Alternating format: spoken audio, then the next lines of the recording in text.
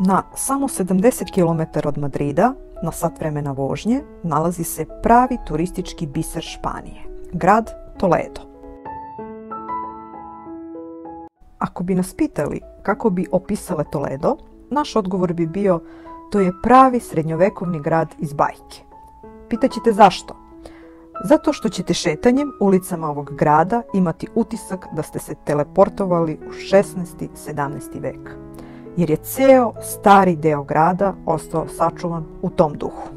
Baš zato, od 1986. godine Toledo se nalazi na UNESCO-voj listi kulturne baštine.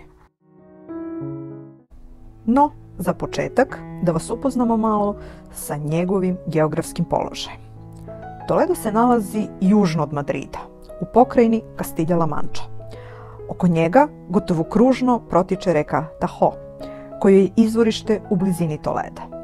Pravu moć ove reke možete vidjeti u Lisabonu, s tim što ćete je tamo naći pod imenom Tejo. Dugačka je 1038 km, od čega je 716 km u Španiji, 275 km u Portugalu i 47 km na granici između Španije i Portugala.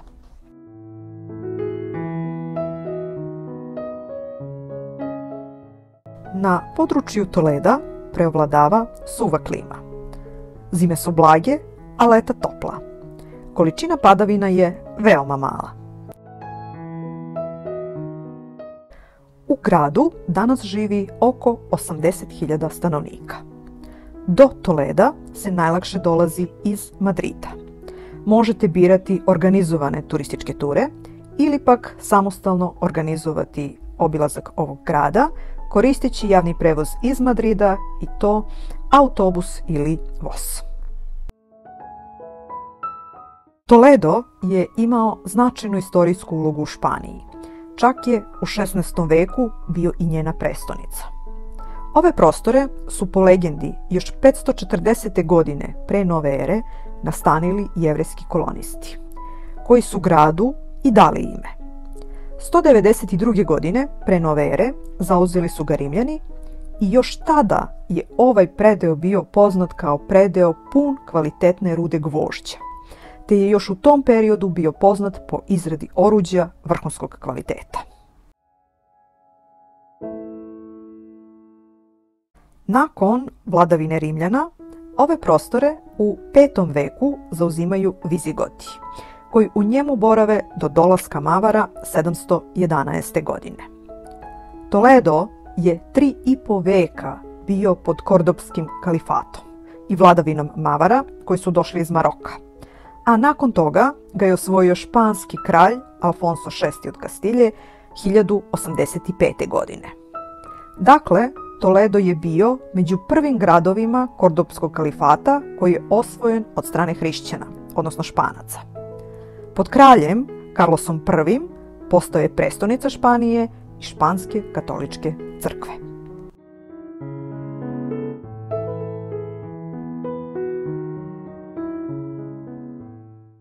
Zbog ovako turbulentne istorije, kao i zbog činjenice da svako ko je osvajao grad nije rušio građevine prethodnog osvajača, Toledo nazivaju i grad tri kulture.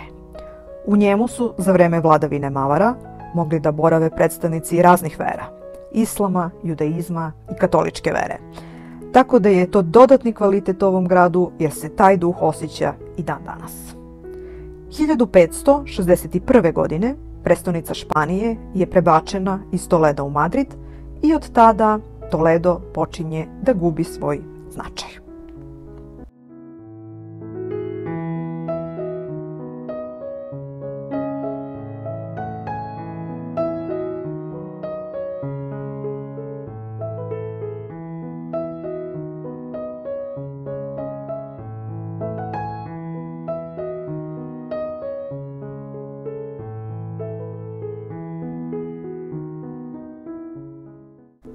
Šetajući danas ulicama ovog očaravajućeg grada, vidjet ćete i da je ovo grad zanatstva.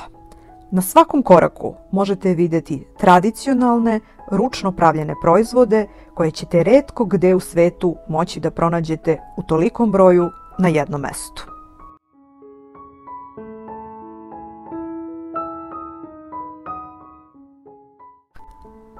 posebno se izdvajaju radnje u kojima se prodaju mačevi, damaskino nakit, marcipan, šahovi, pršute.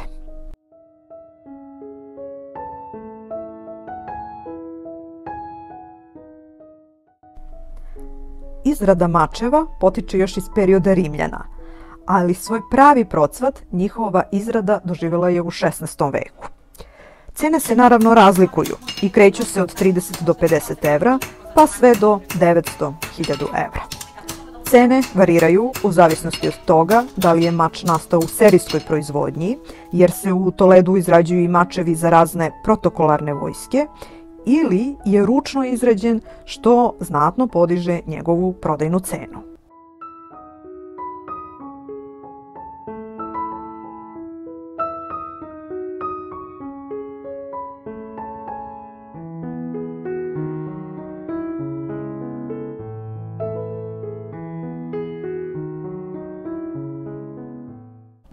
Ovdje možete pronaći i modele iz konkretnih istorijskih perioda.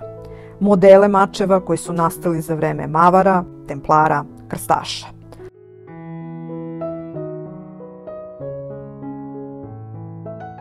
Ali i modele koji predstavljaju kopije onih koji su korišćeni u raznim hollywoodskim filmovima. Pored mačeva, u Toledu možete pronaći i radnje koje prodaju celokupne uniforme za vitezove. Oklope u prirodnoj veličini, kacige, štitove, noževe.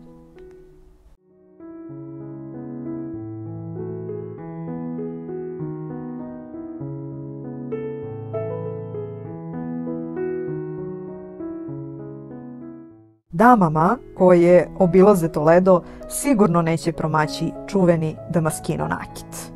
Ovaj način izrade nakita je nastao u Damasku, te su ga Mavari preneli i na ove prostore i iz tog razloga se i naziva damaskino nakit. Nastaje na taj način što se na podlogu od bakra, bronze, čelika, gvožđa utiskuju zlatne ili srebrne niti i na taj način prave jedinstvene šare. Izrada ovog nakita najčešće podrazumeva ručnu izradu i višesatni rad umetnika, tako da cene pravog damaskino nakita nisu niske. No, kako je ovaj rad jedinstven, originalan i teško dostupan, njegova vrednost svakako opravdava tu cenu.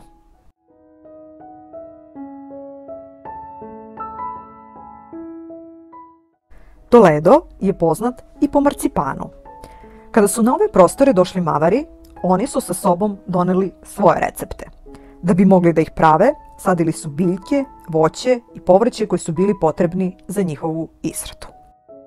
Najkarakterističniji su šafran i badem. Mavari su plod badema mleli, njemu dodavali šećer i pravili marcipan, odnosno masapan na španskom. Danas se u Toledu mogu naći dosta radnji koji se bave prodajom slatkiša od marcipana. Marcipan je zgodan i za oblikovanje, te ga zato možete pronaći u najrazličitijim oblicima, bojama i formi.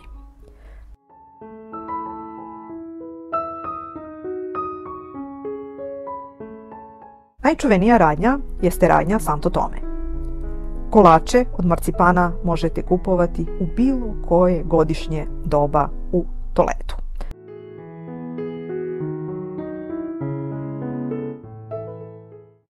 Za ljubitelje i kolekcionare šahova, Toledo je sasvim sigurno pravi raj. Kao ni u jednom drugom gradu na svetu, ovdje ćete vrlo često moći da naiđete na radnje koje u prodaji imaju na stotine šahovskih garnitura. Njihove cene variraju od toga da li su nastali u serijskoj proizvodnji ili ručnom izradom, od njihove veličine, materijala od koga su izrađene figure, šahovske table i od nekih drugih elemenata. Cene se kreću od minijaturnih, serijskih, drvenih ili plastičnih od 20 evra pa do nekoliko hiljada evra. Da ne zaboravimo da napomenemo i radnje koje prodaju vrhunske pršute. No, za razliku od prethodno nabrojanih radnji, radnje koje prodaju pršute ima gotovo u cijeloj Španiji. jer je pršuta vrhunskog kvaliteta jedan od glavnih izvoznih proizvoda ove zemlje. Daćemo vam i nekoliko preporuka šta treba vidjeti u Toledu. Pre svega, ukoliko ste u mogućnosti, preporučujemo da obavezno pređete reku Tahoe i odete do Vidikovca, odakle se pruža maestralan pogled na ovaj grad. Sigurno će vam ostati zauvek u sećanju.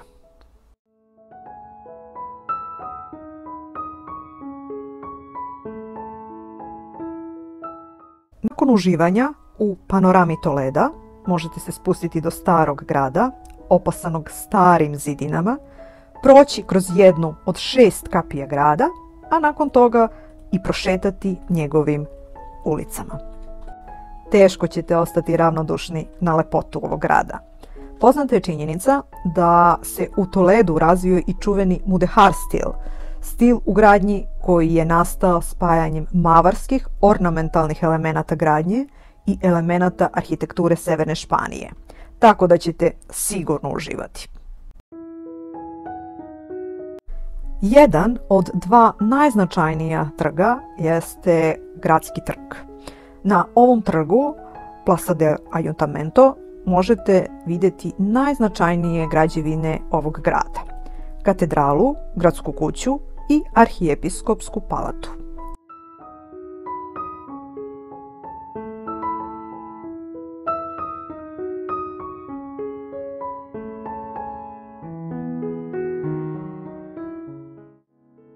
Najupečatljivija je svakako katedrala. Građena je od 13. do kraja 15. veka u gotskom stilu sa elementima baroka i mudehar stila. Uz samu katedralu nalazi se i toranj sa nazivom Debelo zvono. U ovoj katedrali krunisani su kraljevski par Felipe Lepi i njegova supruga Juana. Unutar katedrale nalazi se bogata riznica predmeta od zlata, dragog kamenja, platine, kao i slike vrhunskih slikara El Greca, Ticijana, Caravaggea, Goje i drugih. Ulaz u katedralu se naplaćuje. Drugi trg Toleda koje treba obići jeste Zocodover. Sam naziv je potekao od Mavara i u prevodu je značio pijaca stoke. Danas ovaj trg predstavlja sedište društvenog života meštana, ali i turista. 1589. godine ovaj trg je bio uništen u požaru, tako da je sadašnji njegov izgled nastao nakon rekonstrukcije 1854. godine. Oko njega se nalaze brojni restorani i poznate radnje.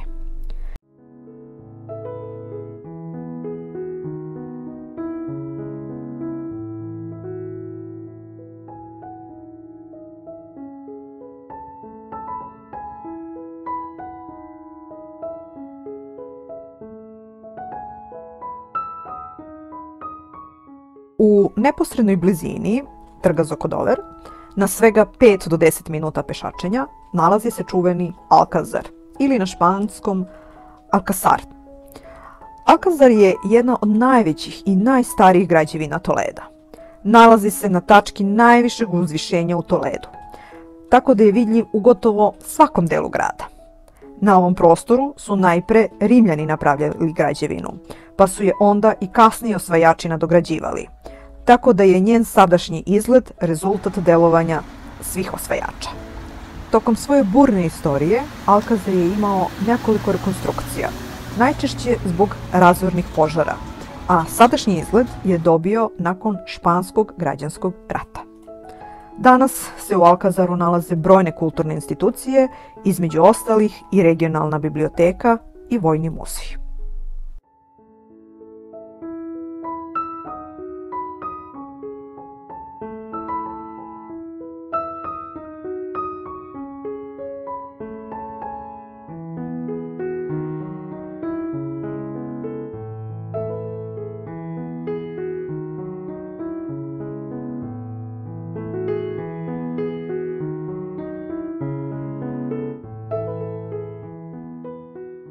Ukoliko želite da uživate u radovima čuvenog El Greca, Toledo je pravo mesto za to. Naime, Kako je čuveni slikar dugo živeo u ovom gradu, ovde se nalazi i njegov muzej. Nalazi se u kući u kojoj je živeo, a spominje se i podatak da je u njoj i preminuo. El Greco je inače za vreme svog života i boravka u Španiji dostigao status dvorskog slikara španskog kralja.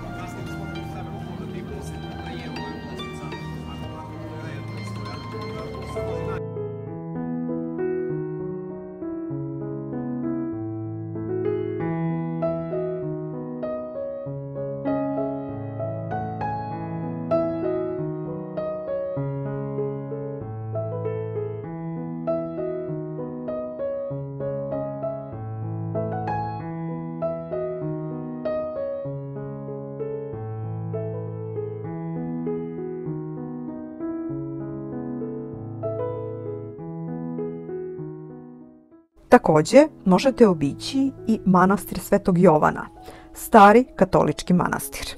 Građen je od strane kralja Ferdinanda i kraljice Izabele u periodu od 1476. do 1496. u čast pobede nad Portugalom. Manastir je građen sa namerom da tu budu sahranjeni kralj i kraljica, ali su Ferdinand i Izabela ipak sahranjeni u Granadi. Ovaj manastir je jako oštećen 1808. godine prilikom napada Napoleona, ali je rekonstruisan u 20. veku.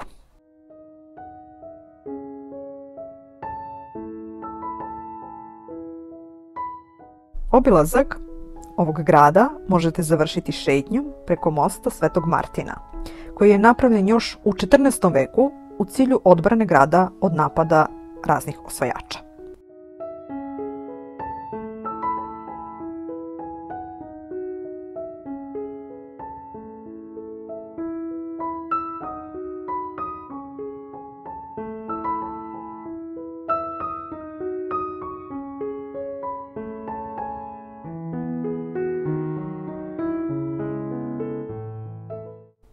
Most se sastoji iz nekoliko lukova, od kojih je centralni najveći.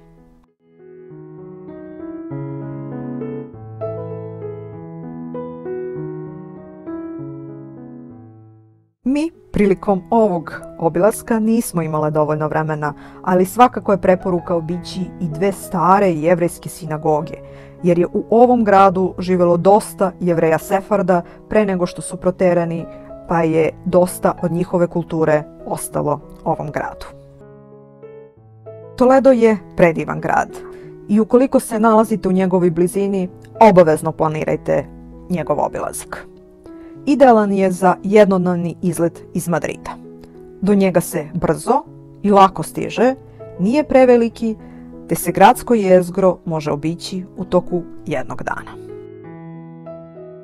Ukoliko vam se dopao ovaj video, možete pogledati i videe sa naših drugih putovanja.